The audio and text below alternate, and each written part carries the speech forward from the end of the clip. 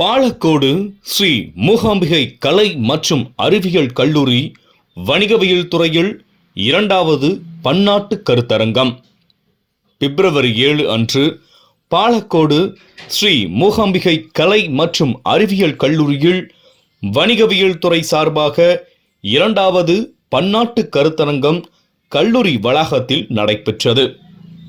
கருத்தரங்கிற்கு கல்லூரி தாளாளர் Mookambika K. Govindaraj G அவர்கள் தலைமையேற்று பட்டம் பயிலும் மாணவிகளுக்கு அந்தந்த துறை சார்ந்த புது சிந்தனைகளை தெரிந்து கொள்ள வேண்டும் எனவும் வணிகவியல் துறையில் புதிய தொழில்நுட்பம் குறித்து இந்த கருத்தரங்கை மாணவிகள் நன்கு பயன்படுத்திக் கொள்ள வேண்டும் என தலைமை உரையாற்றினார். இக்கல்லூரி ஒருங்கிணைப்பாளர் திரு சே. உதயகுமார் அவர்கள் மாறிவரும் தொழில்நுட்பம் வணிகவியல் துறையில் எவ்வாறு பயன்படுகிறது என்பது குறித்து இக்கருத்தரங்கு சிறப்புடன் நடைபெற வேண்டும் என வாழ்த்துரை வழங்கினார்.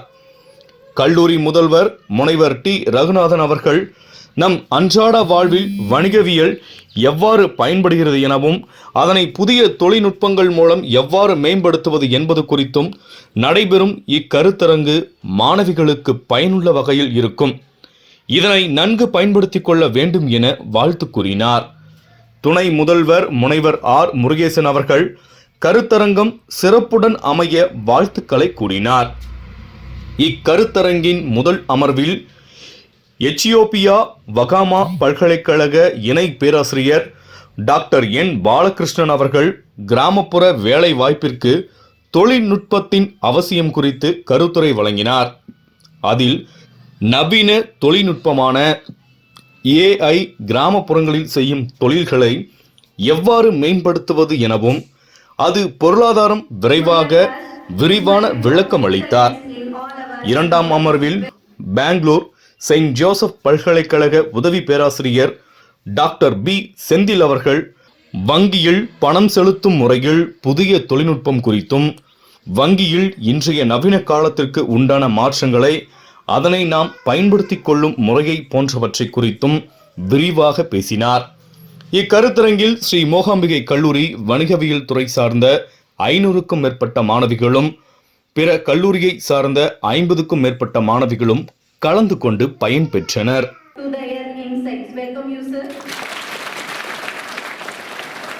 Once again, welcome you all for joining us.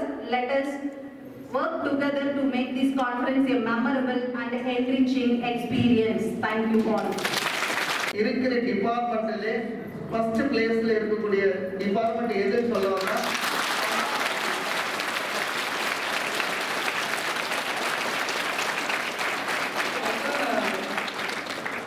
அதாவது பேக்கா சொல்லல, தட் இஸ் ரியல். ஏன் பார்த்தீங்கன்னா அட்மிஷன்லையும் சரி மற்றதில் எல்லாத்துலேயும் சரி 10ஆம் டாப்ல இருப்பாங்க. இந்த அட்மிஷன் டைம்ல பார்க்கலாம், பிபிஏ ஒரு அட்மிஷன் கொடுங்கம்மா, இல்லை சார் ஃபர்ஸ்ட் பிகம் சிஏ போட்டு தான் சார் பிபிஏ வேணும். அந்த அளவுக்கு போட்டியாளர் யாருன்னு பார்த்தா நம்ம பிகம் காமர்ஸ் ஸ்டூடெண்ட்டாக தான் சொல்லுவாங்க. அதில் பாராட்டு முதல்ல நம்மளுடைய கல்லூரி தாளாளர்களுக்கு நம்ம துறையின் சார்பாகவும் நன்றியை தெரிவிச்சுக்கிறேன். ஏன் அப்படின்னு கேட்டிங்கன்னா, இந்த மாதிரி ஒரு ஃபங்க்ஷன் ஆர்கனைஸ் பண்ணும்போது எப்போ கேட்டாலும் தாராளமாக பண்ணுங்க அப்படின்னு தான் சொல்லுவாங்க. அதே போல் நம்ம காமர்ஸ் டிபார்ட்மெண்ட்டில் இன்டர்நேஷ்னல் கான்ஃபரன்ஸ் அப்படின்னாவே ரொம்ப பயங்கர கிராண்டாக இருக்கும். எப்பயுமே வழக்கமாக அது இருக்கிறது. ஸோ அதுக்கு பர்மிஷன் கொடுத்ததுக்கு அவருக்கு முதல்ல நன்றியை தெரிவிச்சுட்டு, அடுத்ததாக நம்ம டாக்டர் பாலகிருஷ்ணன் சாருக்கும் கல்லூரியின் சார்பாகவும் நம்ம துறையின் சார்பாகவும் ஒரு மனமார்ந்த நன்றியை தெரிவிச்சுக்கிறேன்.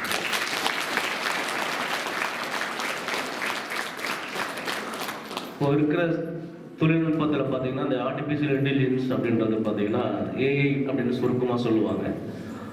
அதை பற்றி நீங்கள் தெரிஞ்சுக்கிறதுல உண்மையிலேயே நான் வந்து ரொம்ப சந்தோஷப்படுறேன். ஏன்னா அது ரொம்ப முக்கியமானது. இப்போ எல்லா இடத்துலையுமே அந்த AI டெக்னாலஜி தான் யூஸ் பண்ணி, ஃபிலிம்லேயே பார்த்தீங்கன்னா AI டெக்னாலஜி யூஸ் பண்ணி விஜயகாந்த் சாரை கொண்டு வராங்க, நாகேஷ் சாரை கொண்டு வராங்க. ஸோ அந்த அளவுக்கு இருக்குது. அதை பற்றி தெரிஞ்சுக்கிறீங்க. உண்மையிலேயே அந்த டாபிக் செலக்ட் பண்ணது பாராட்டுக்குரிய விஷயம். இந்த துறைக்கு பாராட்டத்தை தெரிவிச்சுக்கிறேன். அதே போல் டாக்டர் செந்தில் சார், அவர் கிட்டத்தட்ட 15 ஆண்டுகளாச்சு நான் அவரை பார்த்து அளவுக்கு டெவலப் ஆகிருக்காரு. அவருக்கு நிறுவனத்துக்காகவும் துறைக்காகவும் நன்றியை தெரிவிக்கிறேன். நிறைய மனமார்ந்த வாழ்த்துக்களை தெரிவிச்சுக்கிறேன்.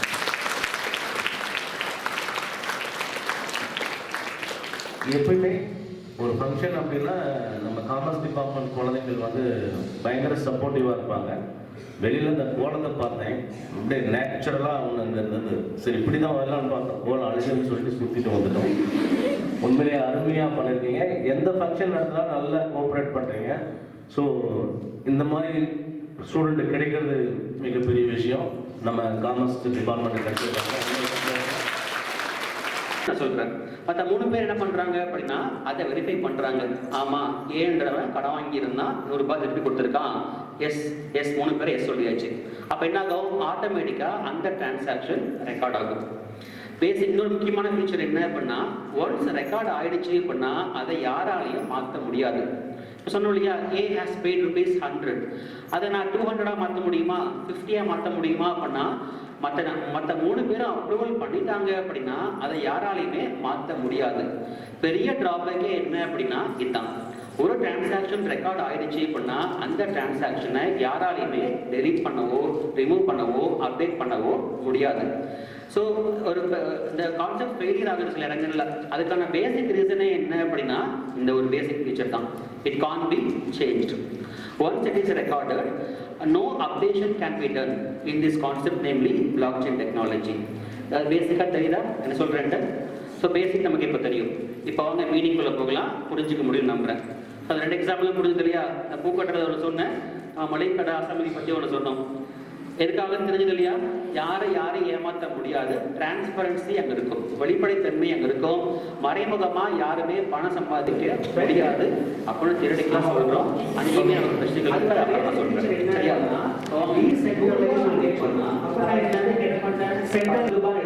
ஒரு 0 ஆகிட்ட மற்ற 3 பேர் அதை அப்ரூவல் பண்ணியாச்சு. இதுக்கு என்ன ரெமெடி அப்படின்னா ஒரு என்ட்ரி போட்டாகணும். அப்போ என்ன பிரச்சனை வரும்? It leads to number of unnecessary transactions. Already ஒரு ரெக்கார்ட் இருக்கு ₹10 திரும்ப நான் ₹100 தரேன் அப்படின்னா அது டூப்ளிகேஷன் ஆஃப் ஒர்க். இதுவுமே என்ன அப்படின்னா one of the drawbacks of blockchain technology. புரியுதா? இப்போ மீனிங் புரியுதா? வாட் இஸ் பிளாக் செயின் அப்படின்ட்டு? It is closely connected with the ledger account, which is decentralized in nature as well as immutable in nature. Right? எதுக்காக? To store data, to ensure transparency among all the parties who are involved in a particular transaction. நான் இப்போ amount கொடுத்தாங்கல்ல, mister A amount கொடுத்தான், அவனும் சம்மந்தப்பட்டிருக்கான், நாங்கள் another அது டைப்ஸோட சொல்லிக்கலாம். Next date please. எல்லாருக்கும் வணக்கம். என்னோட பேர் வந்து எம் ரேகா. நான் இங்கே Sri Mookambigai arts and science காலேஜில் பிகாம் ஃபைனல் இயர் படிச்சுட்ருக்கேன், 3rd இயர். இன்றைக்கி வந்து எங்களுக்கு செகண்ட் இன்டர்நேஷ்னல் கான்ஃபரன்ஸ் வந்து எங்களுடைய மேனேஜ்மெண்ட் வந்து அரேஞ்ச் பண்ணியிருக்காங்க. இது எங்களுடைய ஃப்யூச்சர் ஸ்டடீஸ்க்கும் ப்ரெசன்ட் ஸ்டடீஸ்க்குமே ரொம்பவே யூஸ்ஃபுல்லாக இருக்குது. என்ன டாபிக்னா the impact of artificial intelligence and rural employment and impact of blockchain on payment banking payment system. இதை பற்றி எக்ஸ்பிளைன் பண்ணுறதுக்காக எங்கள் காலேஜ் வந்து professor doctor P Senthil sir and doctor professor N Balakrishnan sir வந்து அரேஞ்ச் பண்ணியிருக்காங்க.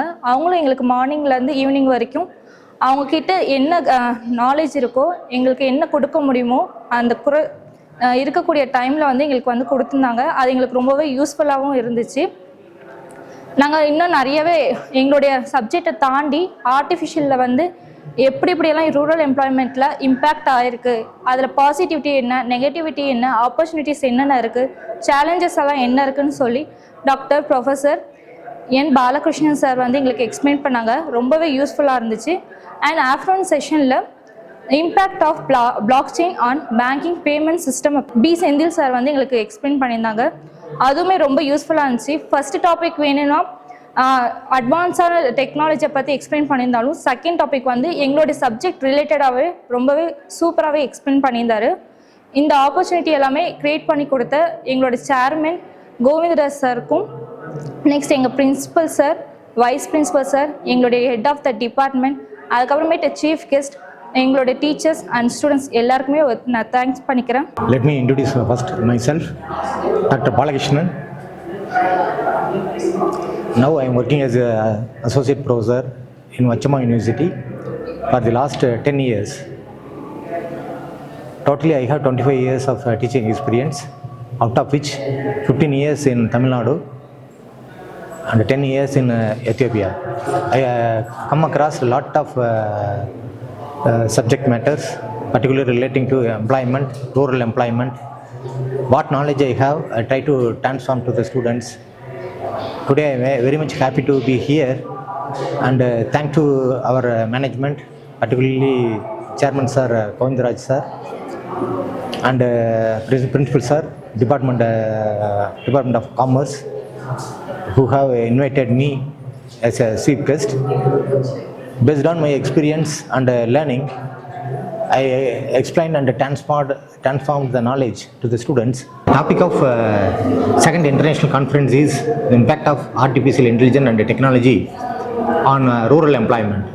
Nowadays, artificial intelligence is a hot topic. If you open the newspaper, and even layman also started to talking about artificial intelligence.